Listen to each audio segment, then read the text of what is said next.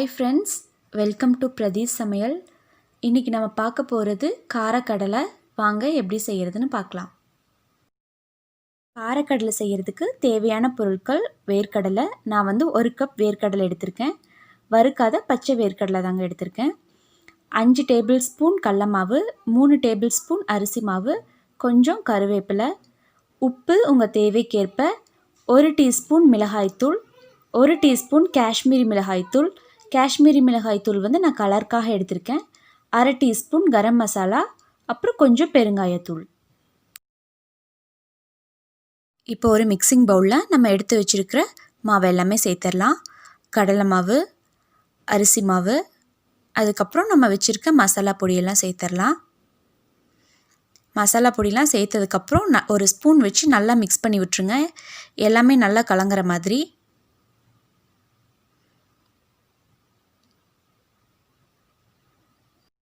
இப்போது இதில் ஒரு ஸ்பூன் எண்ணெய் சேர்த்துக்கலாம். எண்ணெய் எதுக்கு சேர்க்குறேன் அப்படின்னா, அப்போ தான் கடலை ஒன்றோட ஒன்று ஒட்டாமல் இருக்கும், அதுக்காக சேர்க்குறது. எண்ணெய் சேர்த்து நல்லா கலந்து விட்டுருங்க. நல்லா கலந்ததுக்கப்புறம் நம்ம வச்சுருக்க வேர்க்கடலையை இதில் சேர்த்துடலாம்.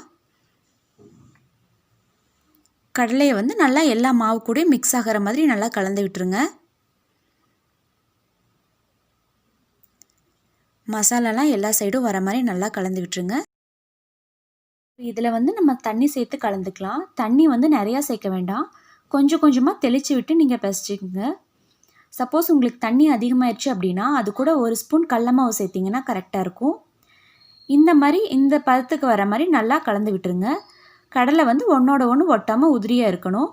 இப்போ இதை நம்ம எண்ணெயில் பொரிச்சு எடுத்துடலாம். இப்போது எண்ணெய் சூடாயிடுச்சு. நம்ம வச்சுருக்க கடலையை இதில் சேர்த்துடலாம். ஒன்றோட ஒன்று ஒட்டாமல் தனித்தனியாக ஊற்றி விட்டுருங்க. அடுப்பை சிம்லேயே வச்சுக்கோங்க, மீடியம் ஃப்ளேமில் வைக்க வேண்டாம். நீங்கள் மீடியம் ஃப்ளேமில் வச்சிங்க அப்படின்னா சீக்கிரமாக கருகிரும், உள்ளே இருக்கிறது வேகாது. அதனால் சிம்லேயே வச்சு பொரிச்சு எடுத்துருங்க. இப்போ பாருங்கள், லைட்டாக கலர் சேஞ்ச் ஆகிருக்கு. இன்னும் 1 நிமிஷம் போல் இருந்துச்சு அப்படின்னா நல்லா வெந்துடும். 1 நிமிஷம் ஆயிடுச்சு. எல்லாமே நல்லா வெந்துருச்சு. இந்த மாதிரி கோல்டன் ப்ரௌன் கலர் வந்ததுக்கப்புறம் நம்ம எடுத்துடலாம், கரெக்டாக இருக்கும். ரொம்ப ரொம்ப டேஸ்டான கிறிஸ்பியான காரக்கடலை ரெடி ஆயிடுச்சு. இது செய்கிற டைம் ரொம்ப ரொம்ப கம்மி.